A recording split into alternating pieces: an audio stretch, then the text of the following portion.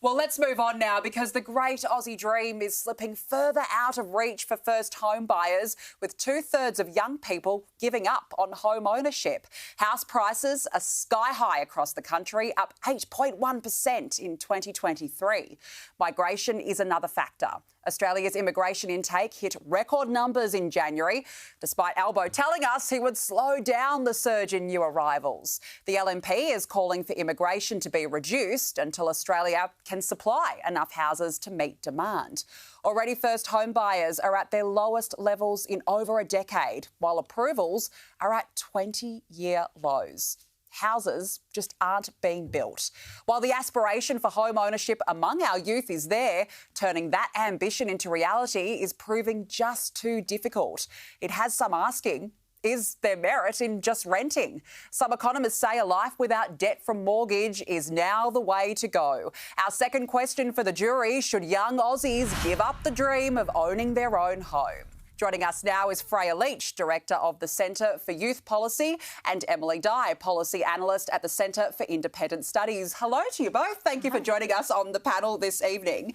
Emilie, why should people right now give up on owning their own home? Well, I mean, I do think it is a bit of an individual decision, but I cannot blame the many young people that have just given up. We see in the last 20 years, it was 43% of 20 to 29-year-olds that were buying a home, that had a home. And now it's only 36%. So we can see those trends that are going in the negative way. For a boomer buying a house, it took 2 years to save for a 20% more deposit on that home. Now it's 5.5 years for a household. So that's not a single millennial. That would be a household. And those numbers are just getting worse. So for Gen Z, it's looking a lot more dire. So until we can start putting in some real policy changes, I think it's a very rational decision for someone that is young to say, hey, I'm going to take this $50,000 that I've been saving for a house and actually decide to live my life, because it's going to take me $200,000 to get that deposit for my $1 million home. And it's taken 5.5 years, which as you said, which is a long time. That's a very long time. Freya, the statistics they're shocking, as we've just heard. But do you really think there is a chance of being able to break into the market? I do think it's really hard for first home buyers at the moment. I'm actually one of them. I'm looking to buy my first apartment, and it is incredibly difficult. So I have this first-hand experience.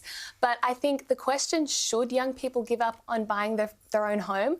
I just don't think we should, because there are so many benefits that come with home ownership. It gives you that security to settle down, to start a family. It gives you security in retirement as well. The long-term financial and personal benefits of home ownership are immense, and I think it's something we should continue to strive after as a result. But I do agree it is really difficult at the moment, and that's why I think the government has a responsibility to put the correct policy settings in place that allow young people to continue to have that aspiration. Yeah, absolutely. I mean, we'll look at the factors. Obviously, house prices are at all-time highs, as we said. Immigration, the rate is up. It's up at about 60% over the last 12 months. We just found that out the other day. Is that part of the policy planning? Do we need to bring down the rate? Is it squeezing young people out of the market? I think that's a bit of a misnomer, the idea that we can just cut immigration and then it'll suddenly fix the housing crisis. Immigrants aren't the cause of the housing crisis, and cutting immigration isn't the fix. It's like saying grocery prices are super high, so everyone should go on a diet in order to fix the grocery price problem. Cutting immigration would just be putting our economy essentially on a diet and would be restricting that those real earnings. A lot of people are saying that immigration is like this Ponzi scheme, but the real Ponzi scheme, to be honest, is the housing market. You've got houses that are going up in price, and it's not real value. It's this arbitrary value that's been created by a restriction of the supply by state governments and particularly by council governments that aren't making those approvals, by density regulations. 78% of the area around Sydney and the cities in New South Wales are zoned for single-family only homes. So that's taking up a lot of land that could be used to house a lot more people, and we're just not doing it because people don't like the look of skyscrapers or don't like the look of a mid-density apartment block. Yeah, OK. Well, that's a fair comment. But do you think that immigration is having an impact on being able to enter the market right now? Whenever you look at prices, there are two sides to the equation. There's the supply side and there's also the demand side. And it's reductive to just look at one and blame that entirely. So I agree, Emily, you make a great point about housing supply. I'm a YIMBY. I think build more houses, let's do it. Put it in my backyard. I support that 100%. But at the same time, I don't think we can ignore the reality that our migration levels are the highest we've ever seen, while approvals are at a decade low. So for every one house we are currently building, we are getting 4 new migrants. So the math, I don't know how the math on that's going to work. I'm going to butt in and say immigration isn't actually at that high level that everyone thinks it is. We are having a backup of immigrants. We tried the experiment. We ran the experiment during COVID. We cut immigration. We said borders closed. And what happened? Housing prices went up by 20% in the most dramatic increase we've ever seen. And it shows that we're now just doing a catch-up situation. Yes, but That's a good point, but while we did halt immigration, we also halted construction. So we were in a lockdown, so it's not a fair comparison. And we who's weren't building the houses, same amount. except for those immigrants? There's a lot of immigrants that are in the construction industry that are building those houses. So if we cut immigration, we could actually be further stymieing the housing building. Let's get some juror feedback, see how they're feeling. Hugo, what do you think? As a young person yourself, do you feel like the dream is all but over? Look, for now, yes. Have recently tried and failed because, it's not just about, getting somewhere to live. It's about getting somewhere to live that you're comfortable with, that you can settle down and start a family and feel comfortable with long term. You're buying a house, you want to be there for the next 15 years. I just feel like, the options in Sydney in particular are extremely limited for a young person that wants to buy a comfortable home to settle down, in a family sort of environment. Yeah, it's very tough, particularly in Sydney at the moment. Michelle, what do you think? Should young people give up? No, absolutely not. I'd hate to see that. I think we do need to put a pause on migration. I also think we need to stop overseas investors buying housing. But I would like to see also the young first home buyers tapping into their super and being able to purchase something with their money, really. Yeah. Yeah. It was all about policy right now, isn't it? Roy, what about you up the back? Should young Aussies give up? Well, I don't think they should give up, but to a point, we've got land banking happening in my street where we've got half the street which is vacant. Yeah.